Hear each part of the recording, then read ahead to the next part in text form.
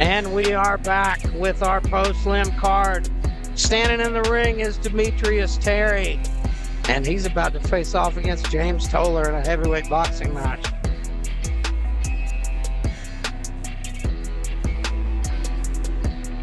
These post-lim cards, these are the up-and-comers. Guys getting ready to make their name. Ladies and gentlemen, we got a heavyweight boxing match for you. First up, out of the blue corner, we're taking a look at Demetrius Terry. His opponent fighting out of the red corner. Give it up for James Toler. He gave it way up. He gave it all up.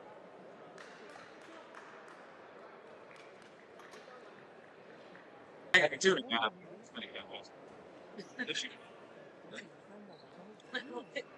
So here we go, ladies and gentlemen. James Toler versus Demetrius Terry. Both guys making their debut here. Unknown quantities.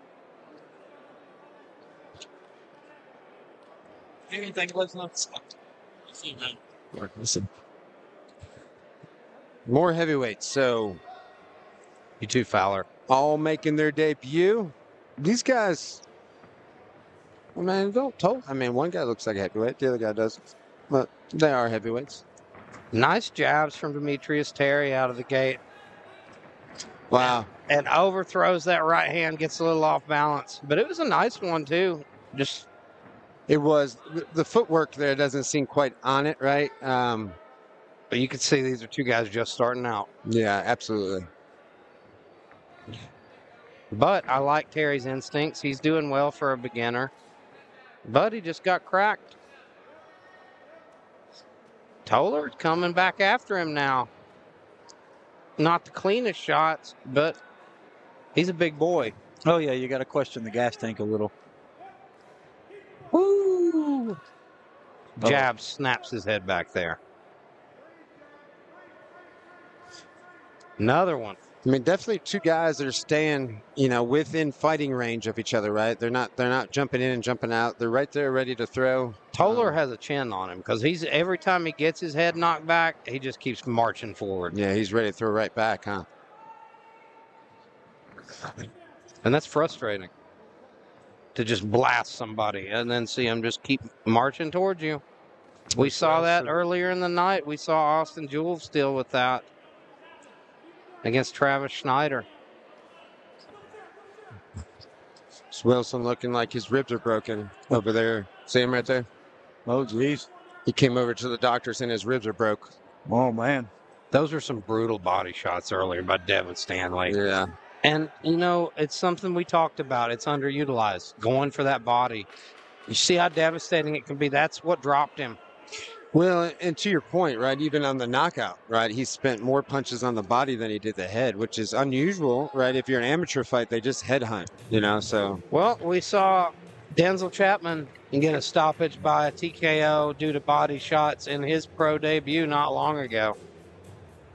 Underutilized, as your wife said too, like even in the female boxing match, she said, I wish that they're using more body shots than just hunting for the head. It's, as an amateur, you want to hunt the knockout, not knowing that this is wide open too, and it's going to expose other things for the knockout, or you can get a knockout from there. For sure, and that, Heidi boxed for WVU for, I don't know, 3 or 4 years there. And that's anytime that we train together, she's always working body shots, and that's, it's something she enjoys. So the fact that you told me, she was saying that it's underutilized. Yeah.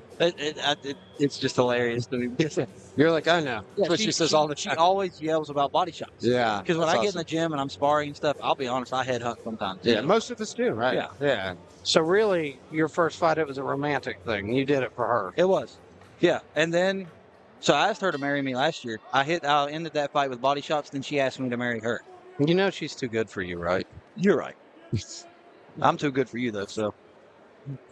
It happens. Now there's two guys just swinging. Some for the body, some for the head. Beautiful jab there by Terry. He's landed that all night.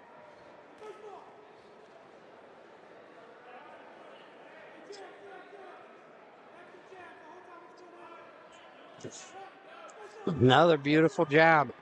Ooh. He's overthrowing that right every time. He is, right, and it leaves him wide open, and I think that's what happened in the first round. Yeah, it's rough, right? You know, they're newer fighters. This is one of those things you got to look at for mistakes.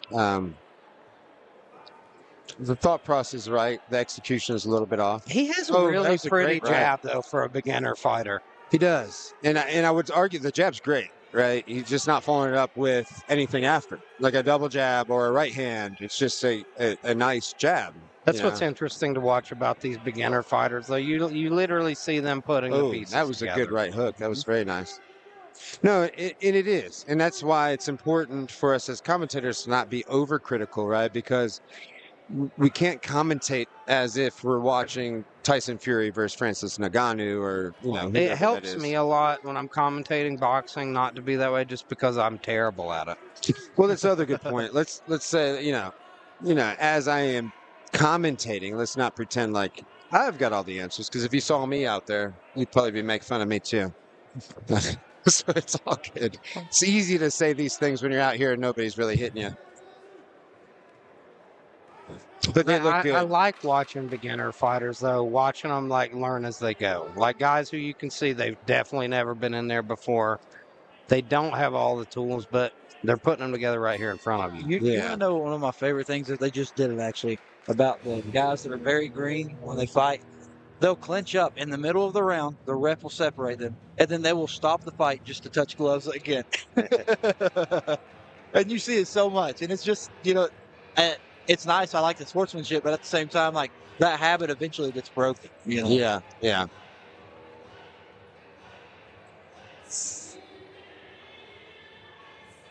Terry looks very tired here. You see Eric Mon and Brennan Goff in the corner. Oh yeah.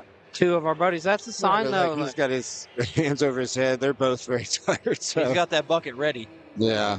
This reminds me when I corner tough man / referee style fights. You just got to make sure you don't get puked on in between rounds. Yep. You see Stephen McBride there in the corner of Toler. Stephen is a good pro in his own right. We saw him take a bad loss in Huntington there, broken jaw. But how's his jaw doing, by the way? He's doing well, I think. I'm not sure if he's got to have surgery or not, but hopefully we'll see McBride back within the next several months. Two very tough guys, right?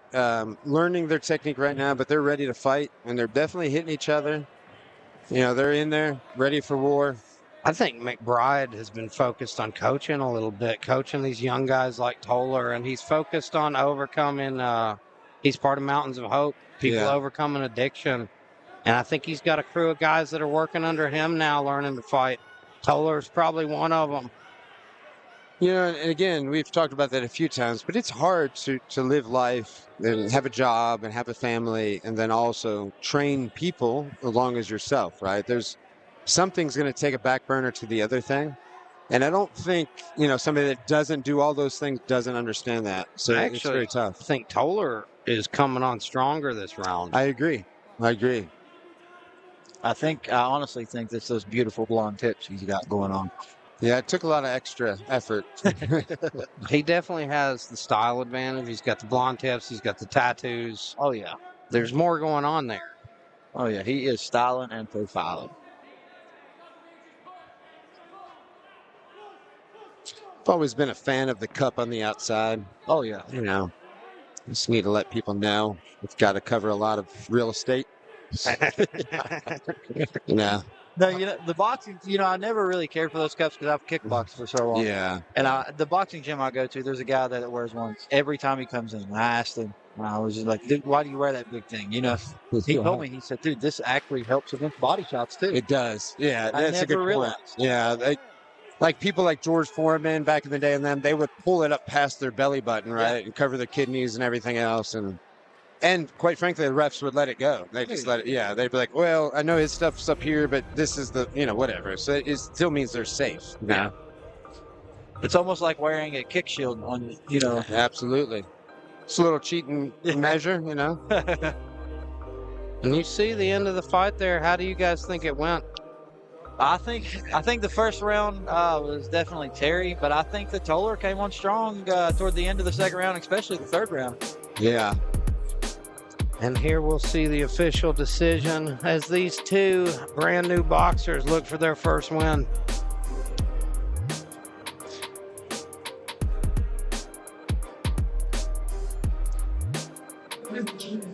Judges have reached a decision after 3 rounds of action. We've come to a split decision. For your winner, out of the blue corner, woo, Demetrius.